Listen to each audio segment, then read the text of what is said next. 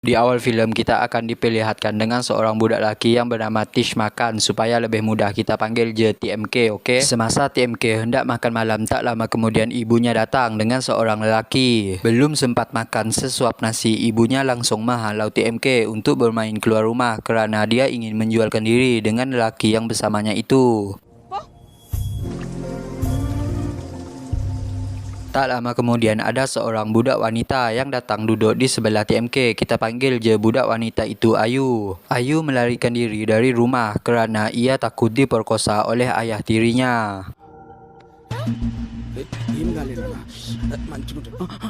Mendengar kata-kata si wanita itu, TMK terus menjadikan si wanita itu keluarganya mengingat mereka berdua bernasib sama. Di keesokan harinya kerana TMK yang kelaparan belum makan seharian, si Ayu lalu membawa TMK untuk pergi ke kedai makan yang ada di sekitar sana. Disebabkan tidak mempunyai sedikit pun wang, sudah pasti Ayu membasuh pinggan mangkuk untuk mendapatkan makanan.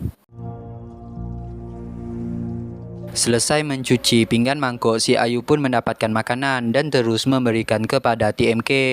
Dan sejak itulah TMK menganggap si Ayu ibunya kerana mau memberikannya makanan. Semasa ingin pergi dari kedai tersebut, si pemilik kedai meraba si Ayu dan menggodanya. Kerana tidak terima si Ayu dilecehkan, TMK menyiram si pemilik kedai itu dengan air panas yang kebetulan dia pegang dari tadi. Lalu mereka berdua pergi lari dari kedai itu. Ayu sempat memarahi TMK kerana kelakuannya tadi. TMK pun menjawab dia akan melakukan hal yang sama selepas ini jika ada sesiapa saja yang melecehkan si Ayu kerana Ayu ialah ibunya. Beberapa tahun kemudian, semasa sedang bekerja menyapu, ada beberapa orang lelaki yang berniat ingin melecehkan si Ayu dan TMK anaknya pun melakukan.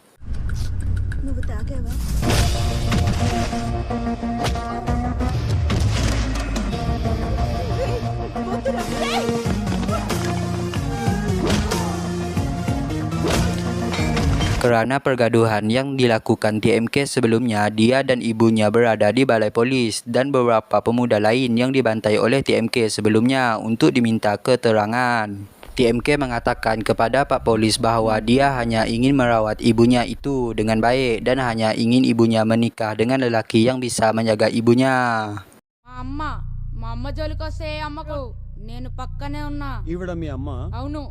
Setelah mendengar penjelasan TMK, Pak Polis itu menyuruhnya untuk menandatangan surat supaya tidak membuat masalah lagi.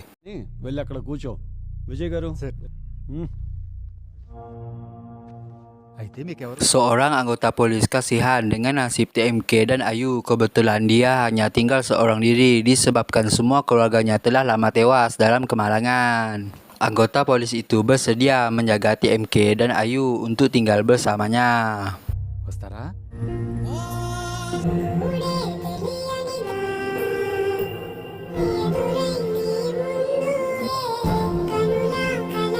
Beberapa tahun kemudian terlihat Menteri Dalam Negeri yang sedang berbincang dengan beberapa petugas polis. Menteri itu ingin petugas polis menghentikan perdagangan wanita, klub judi dan judi online dan bisnes haram lainnya yang ada di negeri mereka.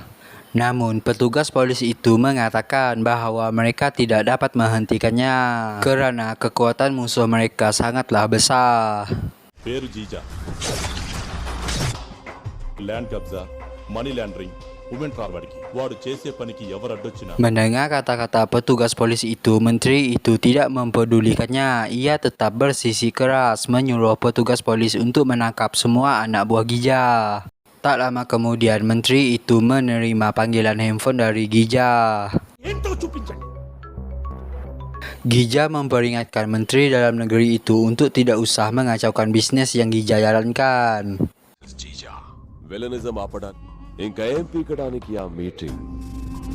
Mendengar ancaman si Gija, menteri itu memintanya untuk menunjukkan diri jikalau dia benar-benar tidak takut terhadapnya. Dan tanpa berlama-lama, semua anak buah Gija ditangkap oleh petugas polis. Sewaktu di perjalanan hendak pulang ke rumah, menteri itu dilanggar oleh sebuah lori dan tak lama kemudian menteri itu menerima panggilan dari Gija. Di kesempatan tersebut, Gija mengancam menteri itu untuk melepaskan semua anak buahnya. Jika tidak, dia akan menyuruh orang suruhannya untuk melanggar menteri itu kali kedua. Round 2. Dan beruntung menteri itu mengatakan akan melepaskan semua anak buah Gija yang telah ia tangkap sebelumnya. Sehingga nyawa menteri itu dapat terselamatkan pada masa itu. Tak lama kemudian, semasa TMK dan beberapa orang sahabatnya dalam keadaan mabuk ingin pulang, mereka menemui lelaki tua yang terbaring di tengah jalan. Di sini TMK dan sahabatnya tidak mengetahui bahawa lelaki tua yang kemalangan itu ialah menteri dalam negeri mereka. Kerana kasihan, TMK dan sahabatnya menghantar menteri itu ke hospital untuk dirawat. Sudah pasti asisten menteri tersebut datang ke hospital, sedangkan TMK dan sahabatnya tidur di luar hospital kerana ia terlalu mabuk. Lagi pula, jika TMK pulang rumah, dia pasti dimarahi oleh ibunya kerana minum vodka sampai mabuk berat. Ketika menteri itu sedar, ia pun terkejut kerana dirinya sudah berada di hospital. Menteri itu langsung menanyakan kepada asistennya bahawa siapakah yang menghantarnya ke hospital. Asistennya itu pun langsung pergi keluar untuk membawa TMK bertemu dengan menteri itu. Setelah TMK dibawa berjumpa menteri dalam negerinya, menteri itu berterima kasih kepada TMK. Di saat hendak memberitahu dirinya ialah menteri dalam negeri, TMK terus izin tidur kepada menteri itu lalu memintanya untuk membangunkannya besok hari. Good night. Di keesokan harinya, di saat TMK sedar dan ingin pulang ke rumah, menteri itu memberitahu TMK bahawa dirinya ialah menteri dalam negeri. Mendengar hal itu, TMK langsung berjabat tangan dengan menteri itu lalu ingin pulang. Sebelum TMK pergi, menteri itu memberitahu TMK jika dia mempunyai masalah ataupun keinginan apa saja yang dia inginkan, datanglah kepadanya. Dia akan sedia membantu hanya dengan satu petikan jari. Mendengar hal itu, sudah pasti TMK pun gembira dan mengatakan kepada menteri itu bahawa sekarang dia tidak menginginkan apa-apa. Tapi TMK suatu hari nanti jika dia perlukan pertolongan, maka TMK akan mendatanginya. Sesampainya di rumah, TMK berpakaian rapi untuk pergi menjaga gym miliknya. Sebelum pergi, TMK meminta izin dengan ibunya. Ibunya si Ayu itu pun mengizinkan TMK untuk pergi.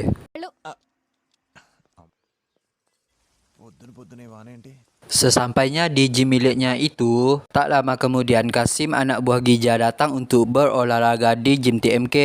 Kasim yang sering berolahraga di sana menganggap si TMK bukanlah apa-apa baginya, melainkan hanya lelaki biasa dan takut kepadanya. Hal itu terbukti semasa Gija melihat siaran berita tentang Tish Makan yang menyelamatkan menteri dalam negeri semasa dalam kemalangan. ఈ తీస్మార్ ఖాన్ ఎవడు? Kasim memberitahu kepada Gija bahawa dia mengenali TMK sambil mengatakan TMK takut terhadapnya. Mendengar kata-kata Kasim barusan, Gija pun tidak jadi untuk membahas tentang TMK. Di sisi lain, TMK dan 3 sahabatnya pergi ke kampus bukannya untuk belajar tapi untuk menagih hutang anak buah Kasim yang berhutang dengannya. TMK meminta anak buah Kasim untuk melunasi hutangnya esok hari sambil menamparnya di depan orang ramai. Namun suasana seketika berubah tatkala TMK mendengar ketawa seorang wanita yang cantik.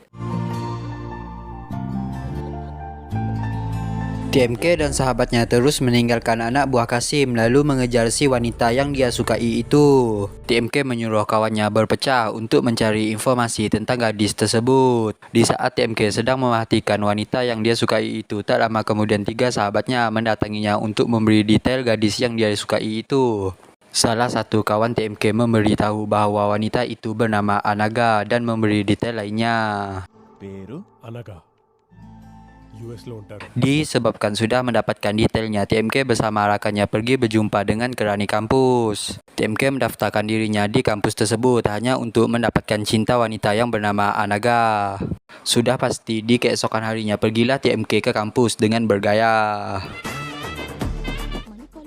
Dan dengan tanpa ragu, TMK mengakui kepada Anaga dirinya pergi ke kampus semata-mata untuk mendapatkan cintanya Anaga di hadapan ramai pelajar kampus. ఆ పాపని ప్రేమించడానికి వచ్చా.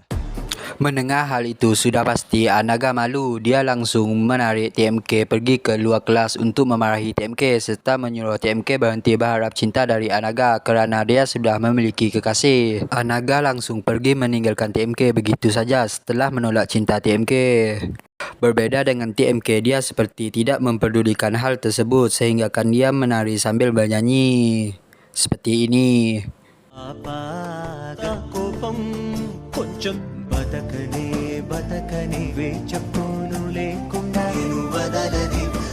Pada malam harinya, semasa TMK makan malam bersama ibu dan ayahnya, dia mengajak ibunya untuk pergi ke kampus bersamanya besok hari. TMK meminta bantuan ibunya untuk mendapatkan cintanya si Anaga. Mendengar hal itu sudah pasti Ayu ibu TMK bersedia menolong anaknya. Di keesokan harinya, TMK membawa ibu dan ayahnya ke kampus. Sesampainya di kelas tempat Anaga belajar, TMK menyuruh semua pelajar untuk keluar kelas kerana ibunya si Ayu ingin menemui Anaga secara pribadi. నువ్వు మాట్లాడమ్మా. Sudah pasti Ayu ibu TMK memujuk Anaga supaya memberi peluang bercinta kepada anaknya TMK. Anaga mau memberikan peluang cinta kepada TMK setelah dibujuk si Ayu. గట్టిగా వార్నింగ్ ఇచ్చాను. Semasa TMK dan ibunya serta ayahnya ingin pulang ke rumah, Anaga ingin mengikuti TMK dan keluarganya pulang kerana ingin mengenal TMK lebih dalam sekaligus bercinta dengannya. అంతేగా. ఒక్క నిమిషం. మదిలో నిన్ను ఊహించుకోలేదా మహారాజ యోగం వేచప్పును లేకుండా Beberapa hari kemudian TMK dan kekasihnya Anaga mendatangi ibunya si Ayu di hospital kerana mendapat kabar mengejutkan dari suami si Ayu bahawa Ayu telah అమ్మకేమేం చక్రే? తండ్రి కాబోతున్నాను రా. ఇలా చెప్తావా? పద. దా. Mendengar hal itu sudah pasti TMK menemui ibunya untuk memberi ucapan tahniah kerana ibunya itu akan melahirkan tak lama lagi. అవును చక్రి, మని ఇంకా జాగ్రత్తగా చూసుకో. Tak lama kemudian TMK menerima panggilan dari rakannya.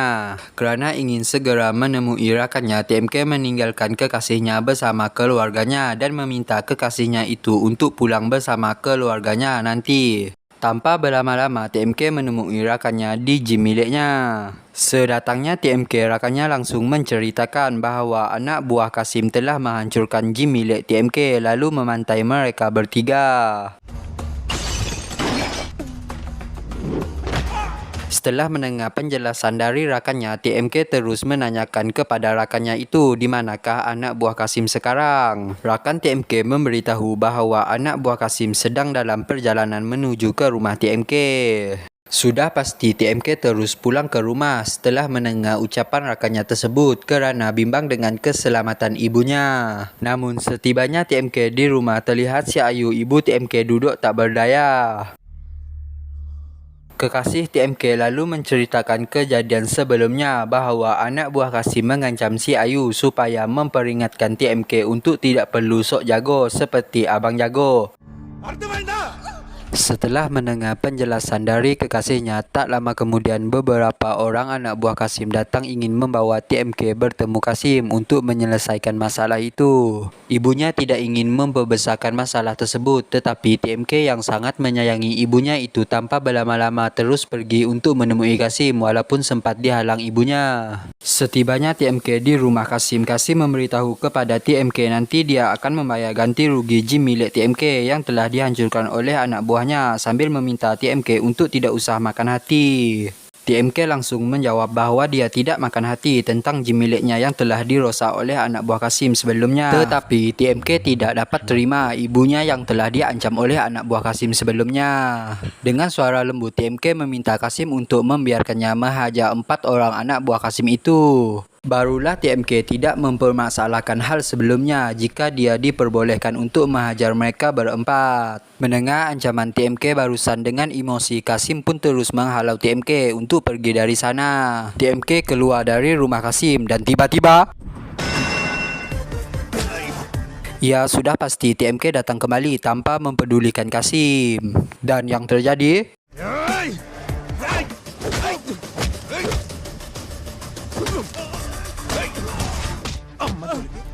Setelah selesai memantai anak buah Kasim, TMK memberi hormat dengan Kasim kerana ingin pulang sambil minta maaf kepada Kasim. Sorry అన్నా ఉంటా Setibanya TMK di rumah, dia dimarahi oleh ibunya kerana membuat masalah. TMK pun menjawab dia tidak akan duduk diam jika Ayu disakiti oleh siapapun. Bahkan TMK mati sekalipun dia akan menjadi hantu untuk menjaga Ayu ibunya itu. Dan dengan cara itulah dia menunjukkan rasa sayangnya terhadap ibunya. అంతేనా ప్రేమ Setelah itu, TMK pun pergi dari tempat itu untuk menyendiri di kamar miliknya. Di tempat lain, tepatnya kediaman Gija, Kasim menemui Gija untuk mengadu tentang Tish Makan yang telah memukulnya dan anak buahnya. Mendengar hal itu, Gija pun Ismar Khan. Gija bersedia membantu Kasim, orang kanannya itu, untuk membalaskan dendam kepada TMK. ఉండకూడదు కాసిం అలర్ట్గా ఉండాలి. Kembali dengan TMK semasa sedang menyendiri, Anaga kekasihnya itu menghampiri TMK. Anaga memarahi TMK kerana telah memantai orang yang hanya mengancam ibunya si Ayu. Mendengar ucapan kekasihnya itu, TMK terus menampar kekasihnya tersebut kerana tidak memahami akan TMK yang sangat menyayangi ibunya si Ayu. Lalu TMK terus mengusir kekasihnya itu untuk pergi dari rumahnya. Tak lama kemudian ibunya menghampiri TMK. TMK terus mengatakan bahawa dia hanya ingin melindungi ibunya dan dia tidak ingin sesiapapun melukai ibunya itu. Ibu TMK pun menjawab bahawa dia bimbang terhadap keselamatan TMK yang sanggup melakukan apa sahaja semata-mata kerana sayangnya terhadap si Ayu ibunya tersebut. Tetapi TMK pun menjawab bahawa dia akan baik-baik sahaja dan tetap akan melindungi ibunya itu. Tak lama kemudian ayah TMK menyuruh TMK mengejar kekasihnya Anaga di luar sana kerana sangat bahaya jikalau membiarkan wanita berjalan seorang diri di luar rumah pada tengah malam. Setelah menyumpai kekasihnya, TMK pun menghampiri kekasihnya dengan wajah yang menyesal kerana telah menampar kekasihnya itu. Sorry పాప ఏదో కోపంలో కొట్టేశాను Dan tiba-tiba TMK meminta maaf dengan kekasihnya sambil memujuknya untuk pulang ke rumah. దగ్గరగా ఉంటే Di saat TMK memeluk kekasihnya, tiba-tiba beberapa orang suruhan Gija melempar botol kaca ke arah TMK dan terus melarikan diri. Tatkala polis yang telah dibayar oleh Gija sebelumnya datang ke tempat tersebut untuk menangkap TMK. Setelah TMK dimasukkan ke dalam lokap, tak lama kemudian datanglah Gija bersama anak buahnya. Gija memberitahu TMK bahawa esok dia akan mengetahui seperti apa rasa sakit dan berlalu pergi dari sana. Sewaktu TMK dan kekasihnya pulang ke rumah TMK, terlihat ramai kerumunan orang yang datang di rumah TMK. Apabila TMK melihat ibunya si Ayu sudah meninggal, TMK menangis sejadi-jadinya. అమ్మా ప్లీజ్ అమ్మా అమ్మా నీకు దండం పెడతాను ఒకసారి లే అమ్మా అమ్మా అమ్మా అమ్మా Suami Ayu pun memberitahu TMK bahawa anak buah Gija lah yang membunuh si Ayu. కాపాడుకోలేకపోయానురా. Sudah pasti TMK sangat marah kala itu. Tanpa membuang masa, TMK pergi ke kediaman Gija untuk cuba membalaskan dendam atas kematian ibunya. Dan dengan mudah TMK memantai beberapa orang anak buah Gija yang ada di situ.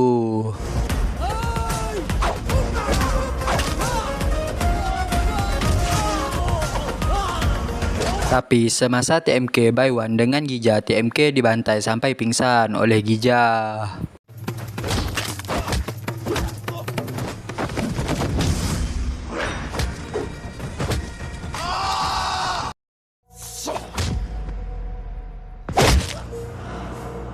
Di keesokan harinya, semasa TMK melihat foto ibunya si Ayu, TMK tiba-tiba teringat dengan kata-kata Menteri Dalam Negeri yang telah dia bantu dahulu.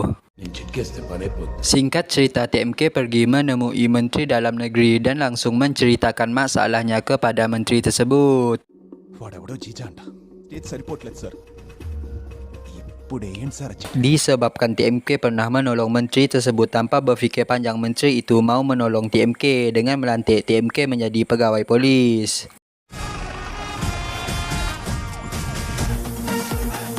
Dan sudah pasti di keesokan harinya TMK menangkap anak buah Gija untuk mencari di mana lokasi keberadaan Gija. Pada petang harinya TMK mengantar kekasihnya pulang ke rumah, tapi tak lama kemudian beberapa orang anak buah Gija menculik kekasih TMK. Dan beruntung TMK menyadari akan hal tersebut dan terus mengikuti kendaraan anak buah Gija. Dengan begitu sudah pasti TMK dengan mudah menemukan Gija. Dan yang terjadi,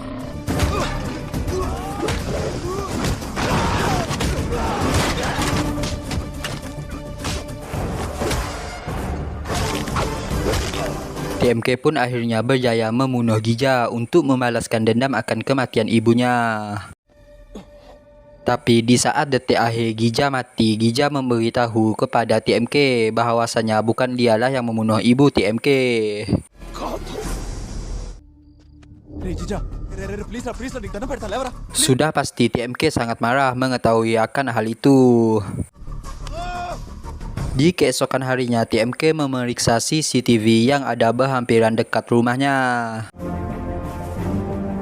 Dan TMK baru menyadari bahwa yang membunuh Ayu ialah suami Ayu sendiri.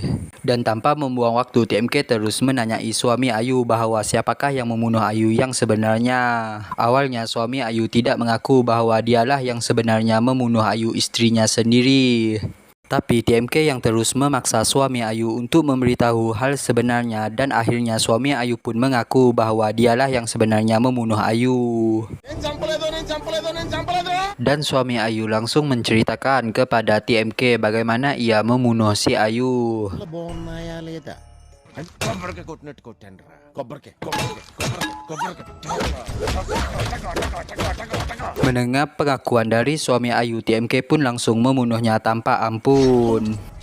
Dan di keesokan harinya TMK dan kekasihnya Anaga pergi ke rumah anak yatim piatu untuk merawat seorang budak wanita untuk dijadikan sebagai anak angkat dan film pun tamat.